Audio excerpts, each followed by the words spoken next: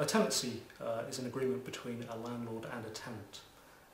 Essentially, this is a legal contract, a legally binding agreement between the two parties. The landlord is the person who has the right to occupy the property up to the point where the tenancy begins, and the tenant is the person who has the right to occupy the property after that time, once the tenancy has been signed. The tenancy is essentially the same as a lease. Lease and tenancy are the same thing. These words can be used interchangeably. In order for a tenancy to come into being, it has to have 3 points. Firstly, there has to be rent. Rent has to be paid. There has to be exclusive possession, which means that the tenant is able to occupy at least a part of the property without having to share that with anybody else.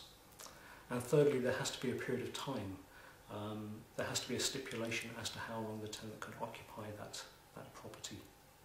So this is a legally binding agreement which can be enforced by a court of law. A tenancy agreement can be verbal or it can be written. A verbal agreement can be arrived at either deliberately or accidentally. So it's really important when dealing with applicants that you don't actually create a tenancy agreement accidentally through the things that you say, or even through implication through the things that you do. It's important when talking to applicants that you are very clear that what they're doing is entering into an application process rather than actually entering into an agreement. So it's very common for agents and landlords to use the term subject contract, because this stipulates very clearly that no agreement has been made until a tenancy agreement has been signed. Verbal agreements are quite common between landlords, particularly private landlords and tenants, and this causes a lot of problems. A tenancy agreement which isn't written down is much more likely to cause some kind of conflict at some point in the tenancy. It requires the memories of both the landlord and the tenant to recall what has been said at the beginning of the agreement. And you can understand that 6 months or a year down the line, it may be very difficult to remember what was agreed. There may not have been very much clarity around the terms of the agreement. A written agreement then is much more sensible. It's really the only option.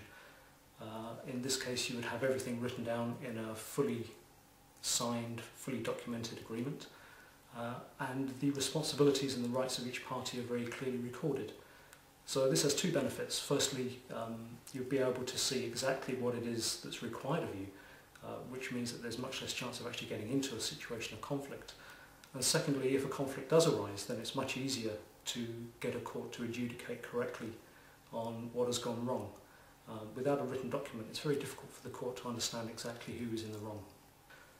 Tenancy agreements then are of various sorts. The most common agreement these days under the current Housing Act is the assured short-hold tenancy.